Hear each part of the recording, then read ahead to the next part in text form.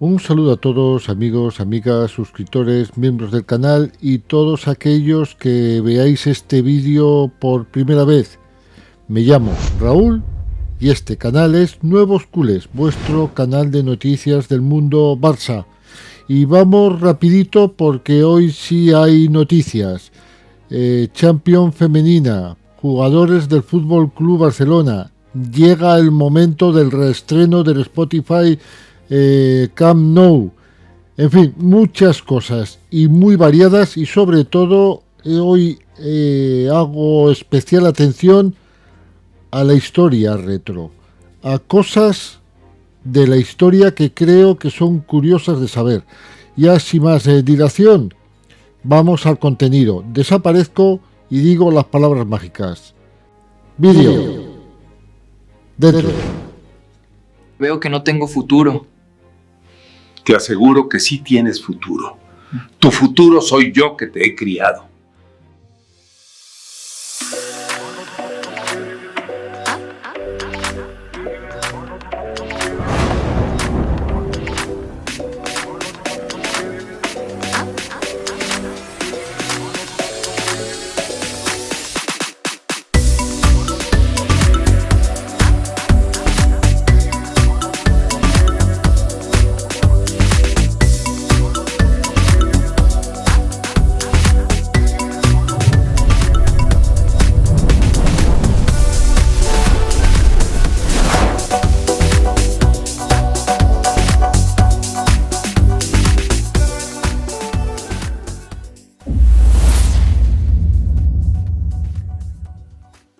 Hoy tenemos muchos retazos de la historia, de esa historia que tanto os gusta, tanto del Barcelona como no del Barcelona, pero siempre moviéndonos en el mundo fútbol.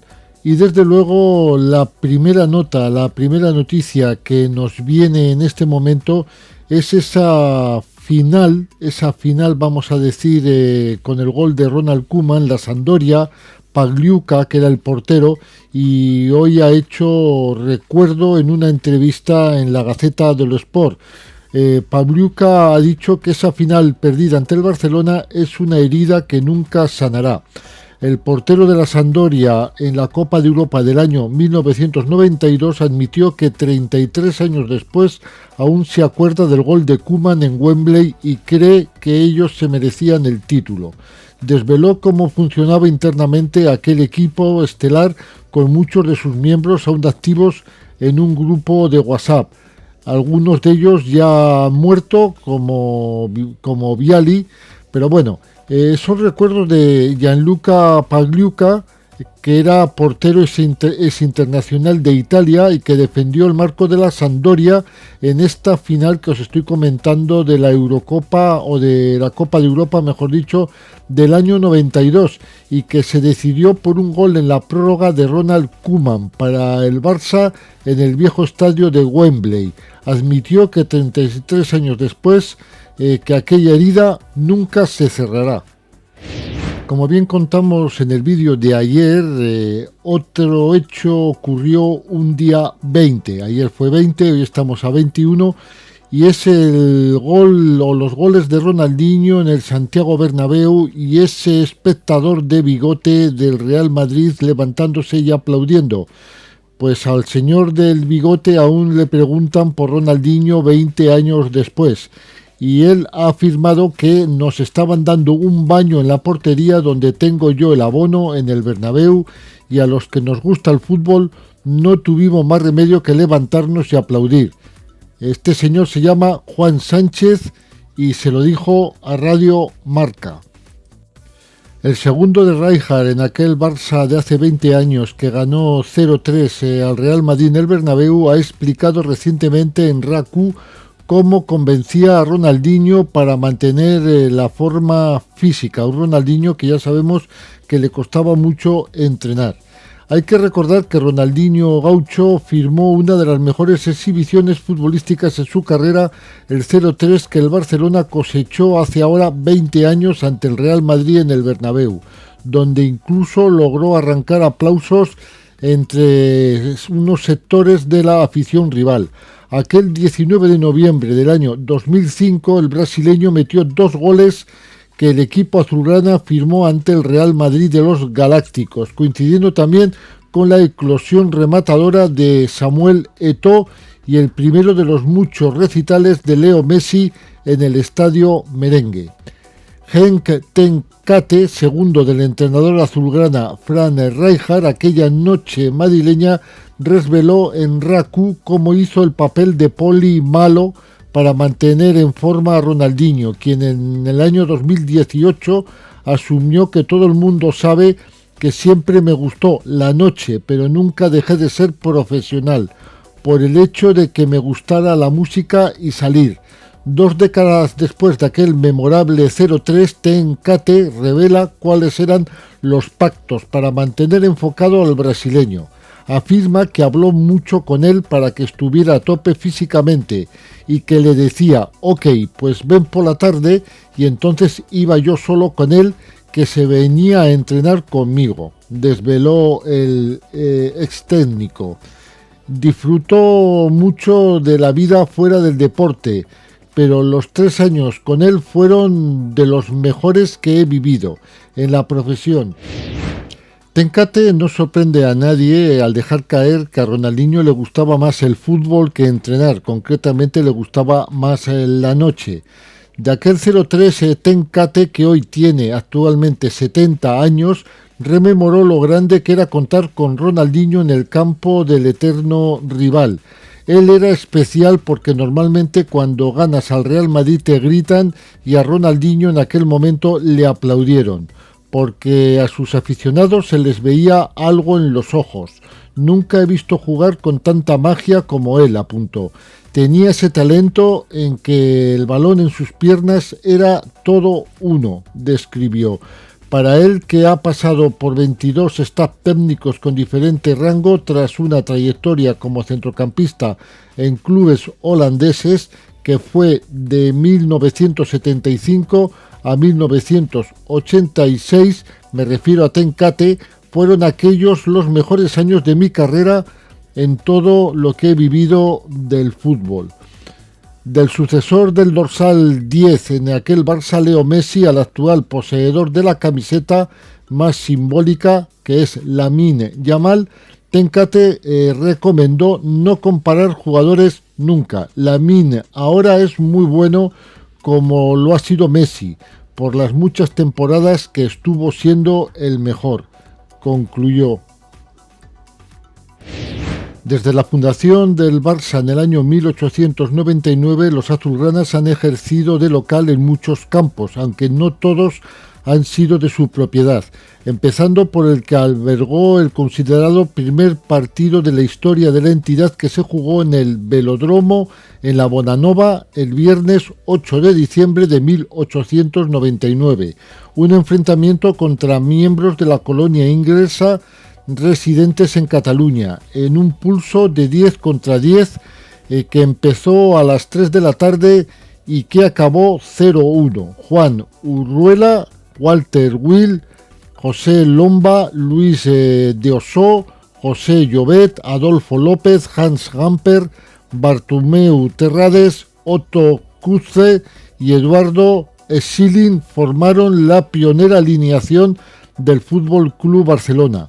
Hotel Casanovas en 1901, en la carretera de Horta en 1901 a 1905, en l'Eixample, en la calle Muntaner de 1905 a 1909, concentraron hasta el traslado al Estadio Olímpic de Montjuïc los recintos en que el Barcelona ejerció de anfitrión, sin ser el campo de su titularidad, desde luego. Además del exilio contemporáneo a la Montaña Mágica, el Barça ya había jugado allí el 26 de mayo del año 1929 contra el Atlético de Madrid, un 4-0 partido de liga en ocasión de la Exposición Universal de Barcelona.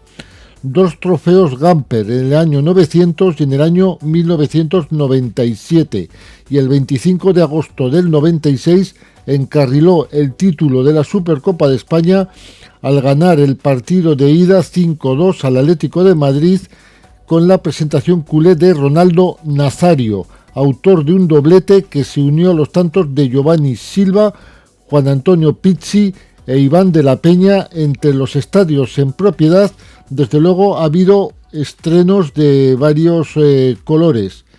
En el Carrer Industria, el 14 de marzo de 1909, se inauguró el que fue motor de la exposición del Fútbol Club Barcelona, origen apodo culés, por el visionado que ofrecía la grada desde el exterior y modelo arquitectónico del actual Estadi Johan Cruyff.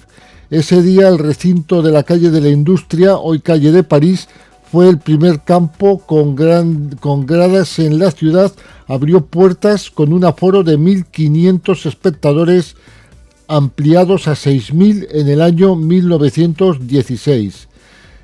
Aquel día enfrentó el año en que empezó la guerra mundial al Barça con el Fútbol Club Català en un partido integrado en el Campeonato de Cataluña. El partido acabó en empate a 2 goles, siendo Roma Forns el primer goleador barcelonista en la que fue casa del Barcelona hasta el año 1992. El segundo campo es el campo del Scores, un 20 de mayo del año 1922. Igual que el estadio anterior, Hans Gamper entendió, mejor dicho, que el crecimiento del Barcelona dependía del traslado del estadio de mucha mayor capacidad.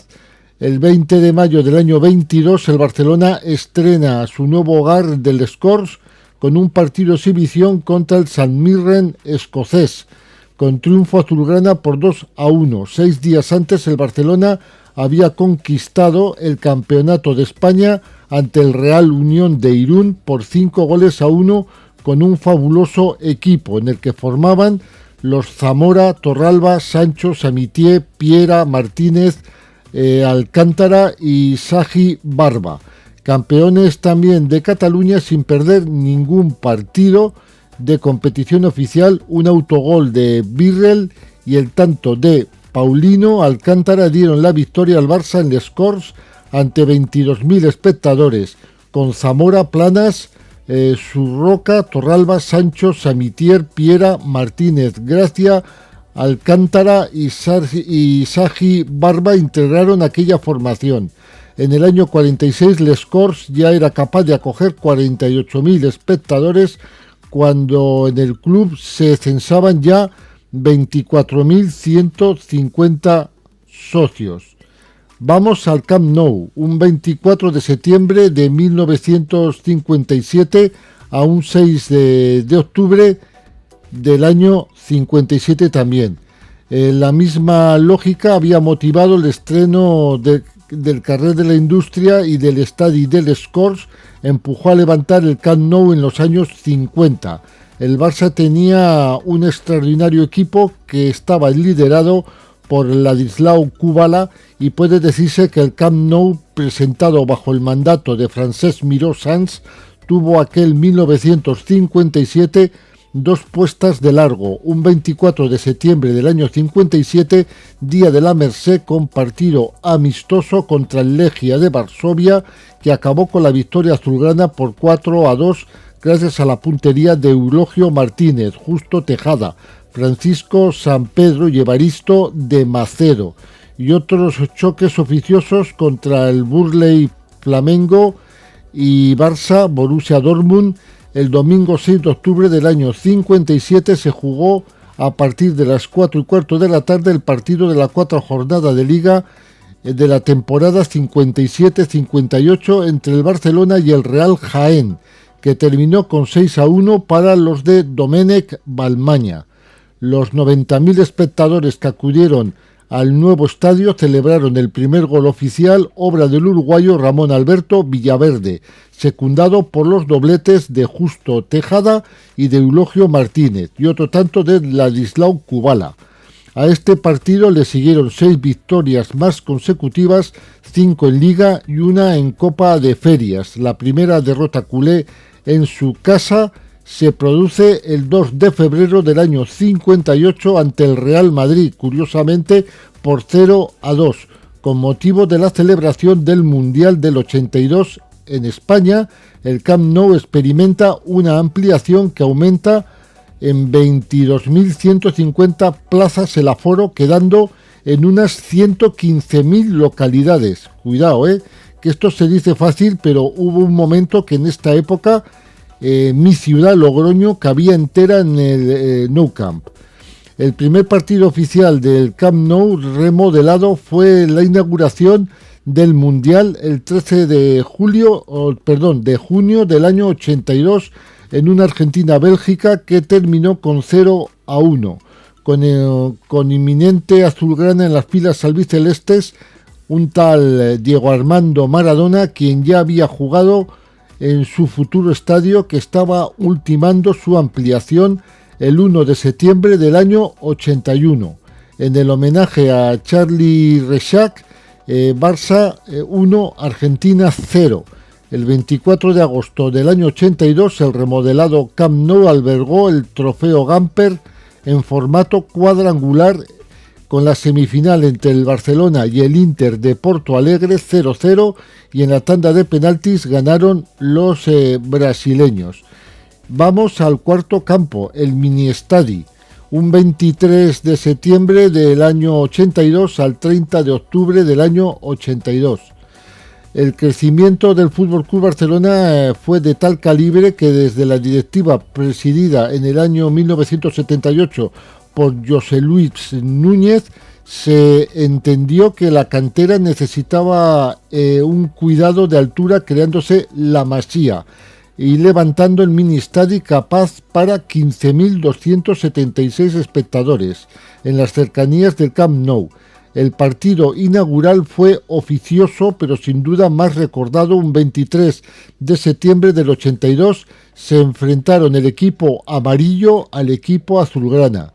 Por los azulgranas jugaban Urruti, Ferrer, Segarra, Gerardo, Miguel, Albesa, Moratalla, Olmo, Tarrés, Marcelino, Martínez, Redondo, Calderé, Perico Alonso, Estella, Lobo, López, Marcos, Manolo Clos, Maradona, Amor, Boada. De amarillo se alinearon Pello, Artola, Amador, Puig, Valor, Cristóbal, Gratacós, Pradera, Alexanco, Guitar, Julio Alberto, Endrino, Cándido, Víctor, Schuster, Sánchez, Andrés, Urbano, Leiva, Rojo, Campos, Torreblanca, Luis, Marcos, Martín. Manolo Valle fue el primer goleador en un partido que acabó 3-2, en el que también anotaron Andrés, Perico Alonso, Marcos Alonso y Martín. La sustitución de Guillermo Amor con 14 años por Maradona fue la imagen más icónica aquel día. El primer partido oficial que se disputó en el Mini Estadi, como se llamó popularmente, se jugó el 30 de octubre del año 82 en la 9ª jornada de Liga de Segunda División en la temporada 82-83 entre un Barça B o Barça Athletic Real Oviedo, que acabó con empate a 0. El Mini Estadi consumó su demolición un 20 de febrero del año 2020. Otro nuevo estadio azulgrana, el Johan Cruyff, 27 de agosto del 2019. La nueva ciudad deportiva del FC Barcelona de Sant Joan d'Espí tuvo como obra emblemática la inauguración del nuevo Estadi Johan Cruyff, construido bajo la inspiración del primer campo en propiedad del Club del Carrer de la Industria. Un 27 de agosto del año 2019 se disputaba un partido amistoso entre los juveniles del FC Barcelona y el Ajax de Ámsterdam, dos de los equipos en los que Cruyff hizo historia como futbolista y entrenador. Ganaron los neerlandeses por 0-2. El hijo de aquel mito, fallecido 3 años antes, Johan Cruyff, hizo el saque de honor y la viuda Dani Cruyff presidió el emotivo estreno junto al entonces máximo dirigente del club, Josep María Bartomeu. Fueron 5.214 aficionados sobre un aforo de 6.000 los que vieron aquel partido, el primer choque oficial En el flamante recinto lo jugaron ante 5.413 personas el primer equipo del Barça femenino el 7 de septiembre del año 19 en la jornada inaugural de la Liga 2019-2020 con una goleada 9-1 al Club Deportivo Tacón, con ya propiedad entonces del Real Madrid. El primer equipo masculino, aparte de algún amistoso, jugó allí 2 trofeos Gamper, ante la Juventus en el 2021 3-0 y frente al Como en el 2025 5-0. Oficialmente estrenó presencia en el recinto por las obras del Spotify Camp Nou en un partido de liga en la temporada 25-26, concretamente el 14 de septiembre de 2025, derrotando al Valencia por 6-0, con dobletes de Fermín López, Rafinha, Díaz y Robert Lewandowski ante 5.862 espectadores. Y esta es la historia de los campos del FC Barcelona, curiosa e interesante, y es otro capítulo de la historia azulgrana. No hablo de política en mis vídeos, desde luego, pero sí tengo que mencionar algún hecho histórico relacionado con la política y con el FC Barcelona, y es que hoy mismo se cumplen 50 años de la muerte de Francisco Franco, y en el momento de su muerte el Barcelona lo presidía Agustín Montal. El entrenador era Ernest Weisweiler, y por fin Cruyff, Nesken y Sotil podían jugar juntos en la liga. Pero la temporada 75-76 no pintó bien. El último encuentro liguero en vida del Generalísimo fue un triste 1-1 en el Camp Nou contra el Hércules. El primer encuentro después de la muerte de Franco, justo 3 días después, fue todavía peor, derrota por 1-0 en el campo del Betis. El Real Madrid, que era campeón de Liga, volvió a ganar ese campeonato, pero eso sí, el 28 de diciembre del año 75, el Barça derrotó al Real Madrid de Miljan Miljanic por 2-1 en una noche de domingo que pasó a la historia. No por el gol de Neskens en el minuto 3, ni por la volea de la victoria de Reixac en el descuento, sino porque fue la primera vez que el Camp Nou se llenó de banderas catalanas. Los directivos catalanistas de la Junta de Montal, como Granados o Rosell, montaron esta aparición de señores de sopetón que la realización en blanco y negro de televisión apenas pudo ocultar.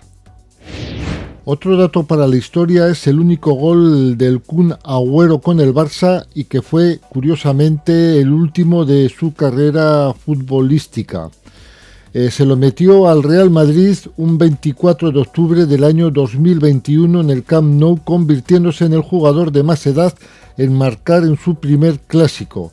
Apenas 2 meses después, tras sufrir una arritmia en el partido contra el Alavés, el jugador argentino anunció su retirada del mundo del fútbol profesional.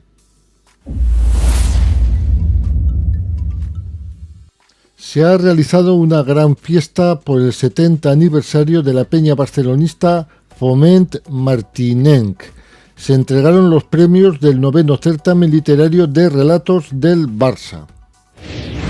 Futbot es la nueva incorporación del Barça en su canal de Discord. El club azulgrana mejora la experiencia en la plataforma con un chatbot que ofrecerá estadísticas, análisis, encuestas durante el directo de los partidos.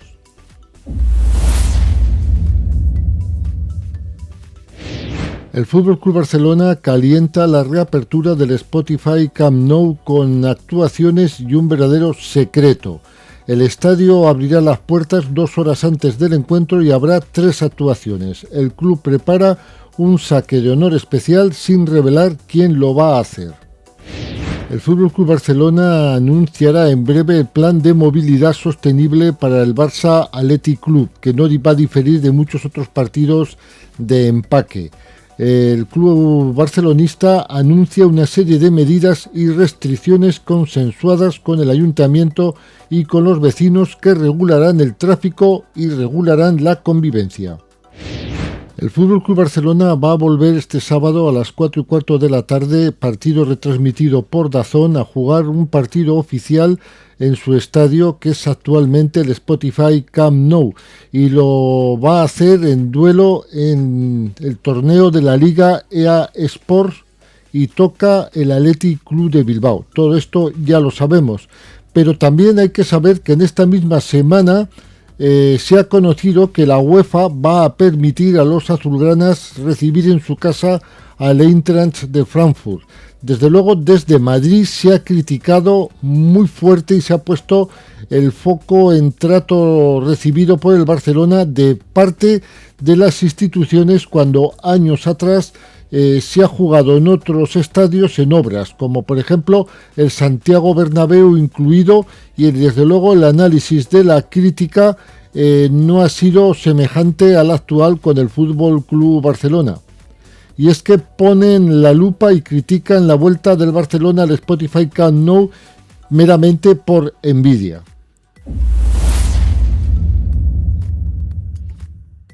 Todavía colean las secuelas de este parón de selecciones. Bueno, seguimos en semana de parón de selecciones, aunque ya no juega ningún jugador con sus selecciones. Pero la curiosidad viene ahora entre dos jugadores del Fútbol Club Barcelona, y es que puede haber un pulso culé Lewandowski-Rooney por estar en el Mundial. Se han definido los cruces en la repesca de marzo, en la que además de Polonia y Suecia estarán la Dinamarca de Christensen, y es que se pueden cruzar entre sí. Hoy se ha efectuado un nuevo entrenamiento del Fútbol Club Barcelona, en la que estaban todos los internacionales, pero no estaba Rashford. Hansi Flick puede volver a contar con todos los jugadores que han estado con sus selecciones durante el parón, a excepción del inglés, que no ha ido a la ciudad deportiva. Del Barça Athletic y del juvenil han completado la sesión de entrenamiento Jofre Torrens, Dro, Toni Fernández, Kochen, Dani Rodríguez, Tomás Márquez y Guilen Víctor. A 2 días de recibir al Athletic Club en el Spotify Camp Nou, Hansi Flick ha podido hacer su primera sesión de entrenamiento con todos los efectivos que han tenido compromisos internacionales. Ha faltado Rashford, que no se ha ejercitado con el grupo a pesar de que sí ha estado en la ciudad deportiva este miércoles, según el club, por motivos personales. El Fútbol Club Barcelona sigue a la expectativa del futuro de Marc-André ter Stegen. Por ahora no se sabe si se han recibido ofertas por el jugador, por el portero. Se cree que no. De todas formas, se está concentrado en acabar de recuperarse antes de poder pensar en una posible salida en el mercado de enero, pero los días se le terminan y los mensajes de Nagelsmann son constantes. El Fútbol Club Barcelona se lo pone más complicado a Šećnik de que a Joan García, y es que los azulgranas han defendido peor con el polaco bajo los palos. Ha encajado más goles, pero también ha recibido menos tiros y más peligrosos. En tan solo 7 partidos disputados, el portero catalán se ha colocado estadísticamente entre los mejores porteros de las grandes ligas. Plan de Lamine Yamal contra su pubalgia. Hace una semana que trabaja con 2 recuperadores y ayer ya hizo parte del entrenamiento con el grupo. La prioridad es dejar atrás la pubalgia y llegar en las mejores condiciones al partido contra el Chelsea, pero yo estoy seguro que va a estar contra el Athletic Club de Bilbao. También tiene maquinaria y útiles de trabajo en su casa para seguir con este tratamiento. En poco más de 2 años, de 2 temporadas, el brasileño es el futbolista que más goles ha generado en el Luis Companys, con 24 tantos y 19 asistencias. Solo Lewandowski mandó más balones a la red.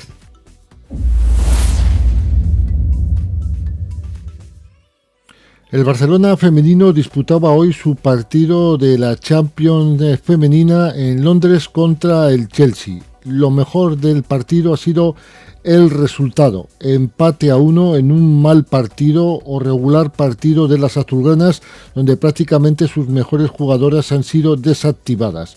y es que, como os he dicho, el Barcelona femenino no ha pasado del empate en Londres en un duelo donde las jugadoras locales fueron mejores, pero el Barça mantiene el liderato.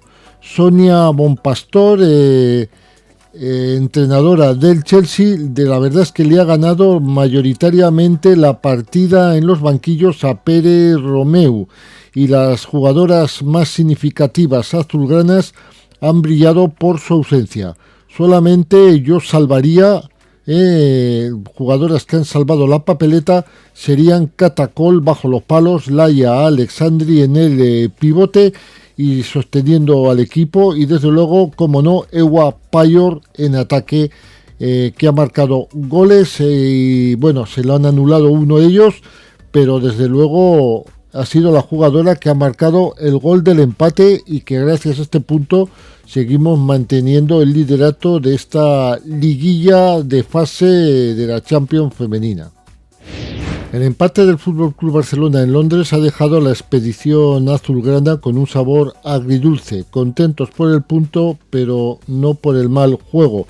Y el técnico Pere Romeu ha reconocido tras el partido en una entrevista para TV3 que no ha sido el mejor partido del equipo, aunque en la segunda parte han mejorado bastante. Hemos ido de menos a más y es mejor un punto que nada. El entrenador azulgrana ha añadido que la primera parte no ha sido buena, nos han llegado mucho y han estado en nuestro campo. Nos hemos quedado con poca profundidad arriba y dejaban a Irene libre, hacían marcajes muy próximos a Claudia Pina, Alexia y Alaya, y esto dificultaba el funcionamiento del equipo. En su análisis, el técnico ha destacado que nos han emparejado mucho el juego interior, algo que no habían hecho nunca, y es cierto, el juego interior azulgrana ha estado totalmente desaparecido. Nos habían presionado alto, pero nunca habían dejado libre a una jugadora como Irene Paredes. Claudia Pina, por su parte, estaba bastante contrariada después de este resultado y ha asumido que ellas han intentado hacer su partido y nosotras el nuestro, pero no nos ha salido la cosa, y así que el empate es positivo. También ha dicho que nos esperábamos que nos vinieran tan arriba y que no nos dejaran sacar el balón. Estaban muy encima y así ha sido. Hay que intentar tener más el balón que en estos momentos, y que asociarnos y hacer daño también es necesario hacerlo cuando conseguimos girar e intentar atacar más rápidamente. Obviamente vamos a aprender del empate y seguro que hay muchas cosas que mejorar. Nosotras queremos ser siempre mejores. La Real Federación Española de Fútbol ha anunciado este jueves los horarios de los partidos de octavo de final de la Copa de la Reina, que volverán a disputarse a partido único. Un total de 16 equipos, entre ellos los 8 mejores de la pasada Liga F, que son Barcelona, Real Madrid, Atlético de Madrid, Athletic Club Granada, Costa Adelle, Tenerife, Real Sociedad y el Eibar. Van a pelear entre el 19 y el 21 de diciembre para saltar a cuartos. Hay que decir que el Barcelona, que es 11 veces campeón del trofeo y defensor del título que consiguió el pasado año ante el Atlético de Madrid en la final del Alcoraz de Huesca, se va a medir a uno de los dos supervivientes de Primera Federación, el Alavés, que con anterioridad se había deshecho del Vizquerre y del CDE Racing de Levante.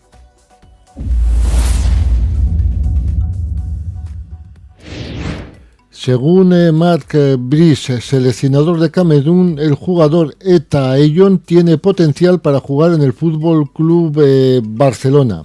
Hay que decir que Marc Brice, como he dicho antes, seleccionador de Camerún, fue quien hizo debutar al delantero del Levante actualmente con la absoluta de los Leones Indomables, y habla maravillas del atacante pretendido por el Fútbol Club Barcelona para sustituir a Robert Lewandowski. Lo curioso de Eta Ayon es que ha tenido que aprender a ser delantero, ya que siempre había jugado como medio centro. El camerunés había llegado a España con 18 años y hasta entonces solo había jugado como pivote. El staff del Cádiz tenía muchas dudas sobre su futuro y decidió probarlo como delantero porque tenía muy buen golpeo. Harry Kane es uno de los jugadores que está subiendo más enteros para jugar en el FC Barcelona. La gran capacidad goleadora del delantero inglés de actualmente en el Bayern de Múnich y su precio acotado le hacen muy atractivo a los ojos del FC Barcelona.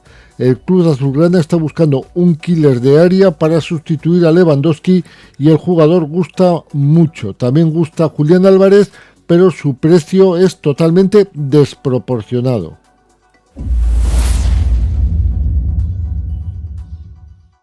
Un exjugador del Real Madrid se rinde ante Lamine Yamal, con la afirmación de puede ser incluso mejor que Leo Messi. Bueno, esto es mucho hablar.